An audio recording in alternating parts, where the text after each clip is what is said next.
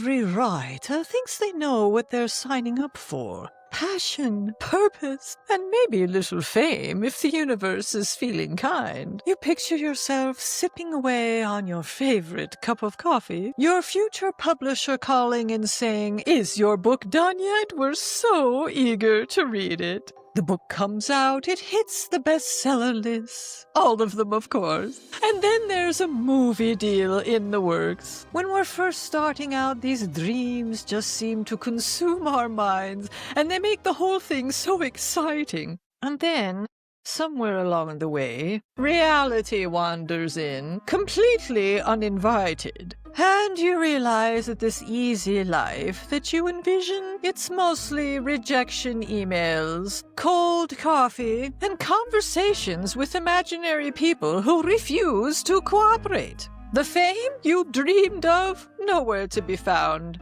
The royalties, well, let's not even talk about that. Now, to our credit, none of us knew what we were really getting in for when we signed up for this writing life. We were chasing a dream. How could we have known about the harsh realities? But you know, there was one writer who didn't go into it blind. He knew exactly what he was signing up for. He'd been warned about the sleepless nights and the self-doubt and the discouraging lack of sales and the 3-star, 2-star, 1-star reviews by people who say they don't like the fact that your horror book had horror in it. But he was warned about all of this, every terrifying detail. And the thing is, the very puzzling thing, is that he still signed up for it. Which, of course, raises a very important question. What on earth was he thinking? If you've ever found yourself wondering that about your own writing life, well, you're going to want to hear about this writer.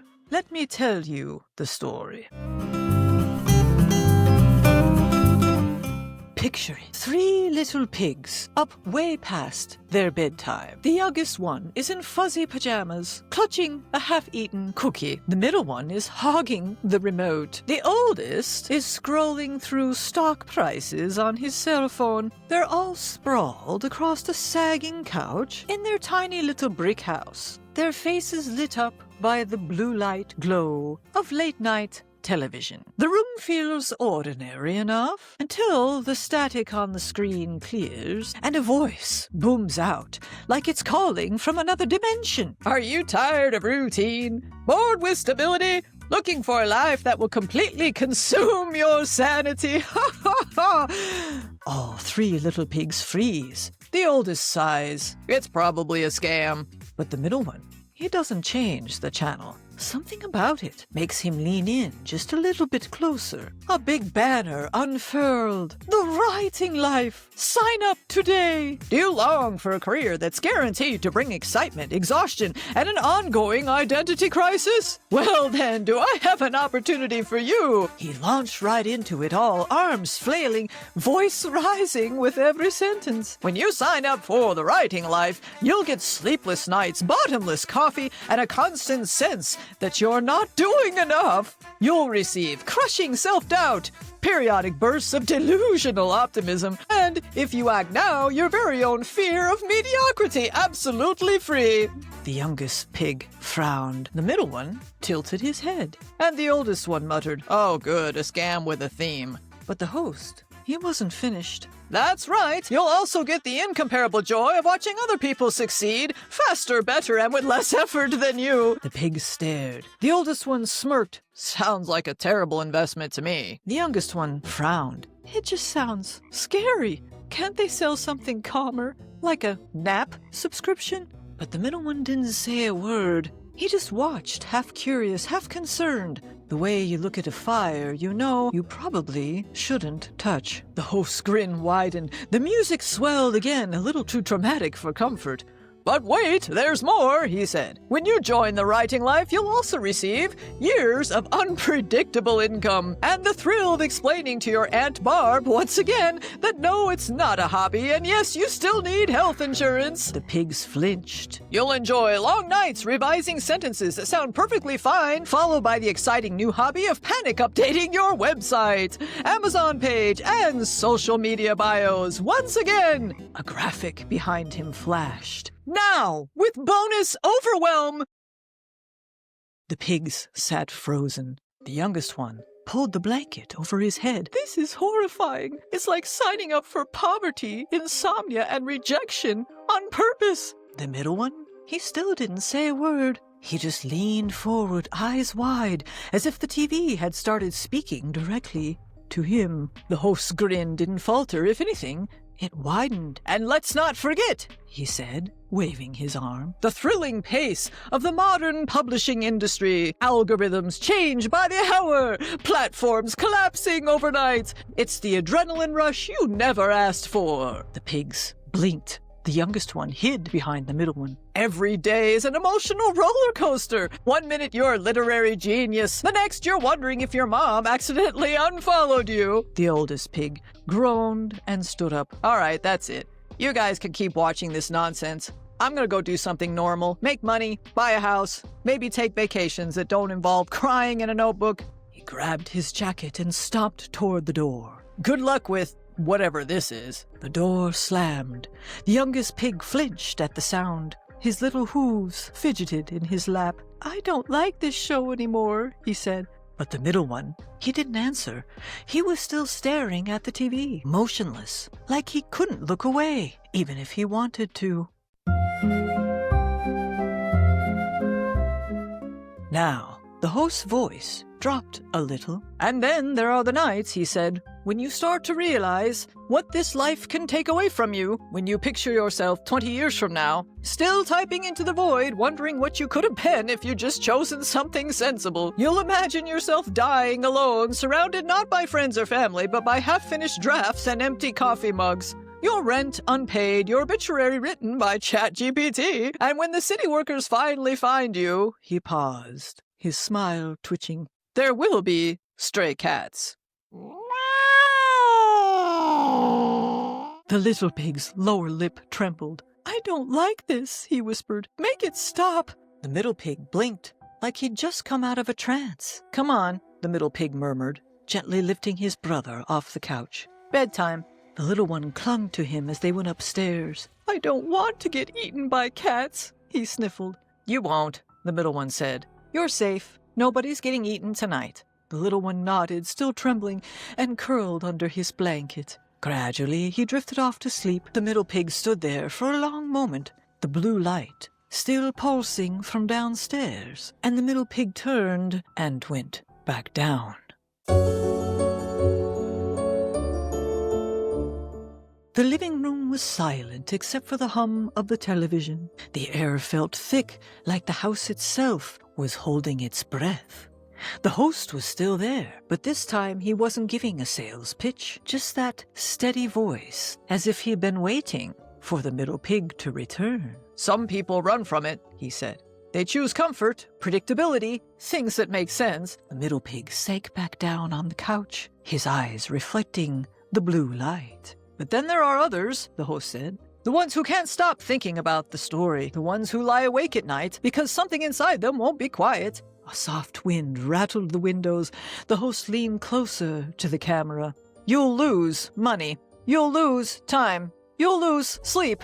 But you'll gain something else. Something they will never understand. The camera zoomed in. You'll spend your days chasing ghosts. You'll wake up thinking about people who don't exist, and somehow care about them more than the ones who do. You'll build entire worlds out of thin air, and then break your own heart, tearing them down again. But every so often, you'll write something that hits the truth so hard, even you can't believe it came from your hands. Blue light flickered across the pig's face. The host's eyes softened. And every now and then, he continued, someone out there will write to you. They'll say that your story meant something to them, and for one small, impossible moment, your heart will feel too big for your chest. It'll break you, and it'll save you. It'll make you wish for an easier life, and thank the stars that you never found one. The middle pig's hoof trembled on the armrest. So, the host said, "Are you ready to sign?" A paper slid across the screen, impossibly real, its edges glowing faintly in the TV light. A pen clattered onto the coffee table. The middle pig hesitated. For a moment, he glanced at the old quilt draped over the couch, still warm from where his little brother had been sitting. Then he picked up the pen and scratched his name on the line. "Congratulations," the host said. "Welcome to the writing life." He gave one last wink, the static hummed, and then the screen went blank.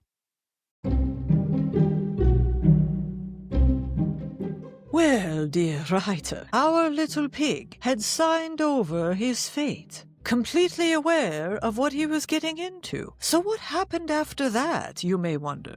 Did he become a bestseller? Make millions? Have his own cabin on the lake? Sit in on talk shows and give advice about the craft? Well, not exactly. But let me tell you the rest of the story. The years rolled by. The oldest pig did well for himself. He had a luxury condo, a shiny car, an investment portfolio that ballooned faster than his collection of motivational quotes. He had money, recognition, and a following of people who wanted to know his secrets to success. But somewhere between the beach vacations and board meetings, he started to feel a little like a background character in his own life. Every time he saw a blank page, he looked away like it was something dangerous, something that might remind him of who he could have been.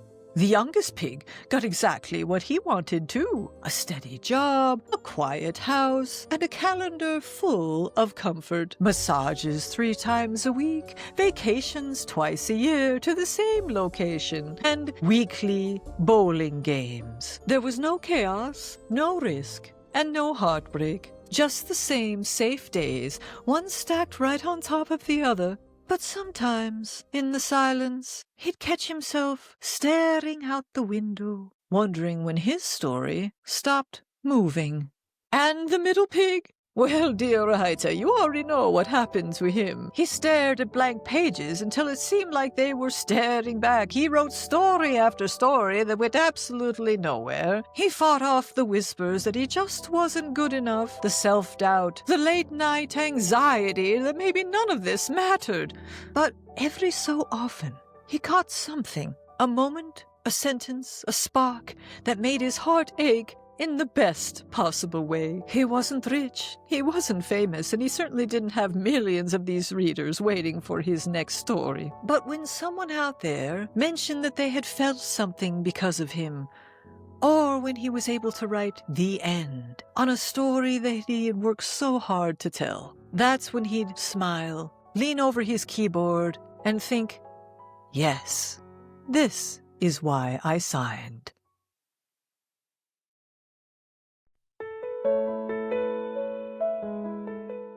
So what about you, dear writer? What do you think? Are you glad you signed the contract for this writing life? Or do you sometimes wish that you'd followed in the other pig's footsteps? Comment and let me know. I'd love to hear either way. And if you ever start to wonder whether you might have made a mistake, whether this writing life is worth all the sleepless nights, the doubt, the poor sales, the 3-star reviews, remember this: you can always change your story. You can step away for a while, take a breath, and then start fresh later if you want to. You can even crumple up that old contract, toss it in the trash, and walk away from it all. But if you look a little closer, you might notice something between the lines of the fine print, the moments that make your heart catch, the people your words have reached, the small victories that you almost forgot to count. And when you see these things, maybe you won't throw that contract away after all. Maybe you'll smooth out the wrinkles, put it back together,